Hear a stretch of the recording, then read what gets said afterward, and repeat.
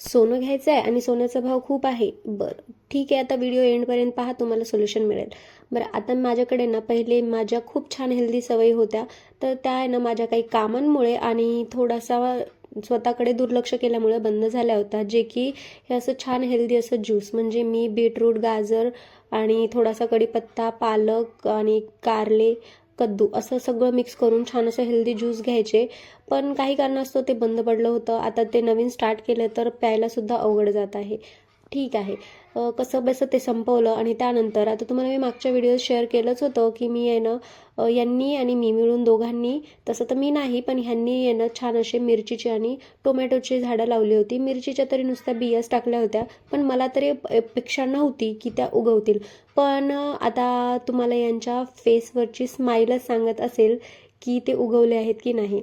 खरं सांगू का, ह्यांचं मेहनत त्याच्यामध्ये खूप झालेली आहे, कारण त्यांना रोजच्या रोज जेवढी केअर लागते ना त्यांनी प्रॉपर दिलेली आहे. म्हणून आज त्यांचं मेहनतीचं फळ म्हणजे हे झाडं अशी छान उगवली आहेत. आता हे कुठपत आणि किती मोठी होतील हे मला माहिती नाही, पण आत्ता सध्याचा तरी त्यांचा आनंद म्हणजे आभाळालाच पोचलेला आहे. तर असो आता, कारण आपण काही मेहनत केली आणि त्याचं फळ जर आपल्याला छान मिळालं ना, तो आनंदसुद्धा तेवढाच होतो. बरं, आता मी तुम्हाला सांगितलंच होतं चंदू काका सराफे ते आम्ही ज्वेलर्सच्या ठिकाणी गेलो होतो.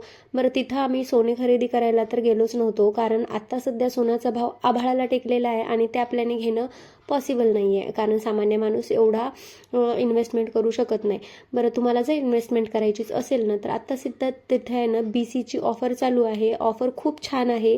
जर तुमच्या नियर बाय चंदू काका सराफ यांचं ज्वेलर्सचं दुकान असेल ना, तर तुम्ही तिथं जाऊन याची माहिती पुरेपूर घेऊ शकता. आणि तिथले जे कर्मचारी आहेत ना, ते इतक्या छान पद्धतीने तुम्हाला त्याची माहिती देतील. बरं, आता तुम्ही जर तिथून 10 ते 15 किंवा 5च्या आतमध्ये तुम्ही जर काही काढलं ना BC, तर तुम्हाला हे असा एक टिफिन बॉक्स तिथं तेव्हाच्या तेव्हाच मिळणार होता. आणि दिवाळीच्या नंतर जेव्हा लक्ष्मी पूजन होतं ना, तेव्हासुद्धा गिफ्ट मिळणार आहे. तर हा ऑफर खरंच खूप छान आहे, पण सध्या माझं बजेट नसल्यामुळे मी तरी काही केलेलं नाही आहे.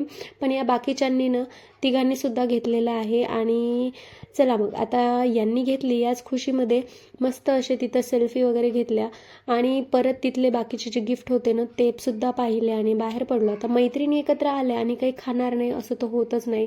छान असा पनीर मंचुरियन आणि नूडल्स एन्जॉय केला आणि परत आलो घरी. That's it. बाय.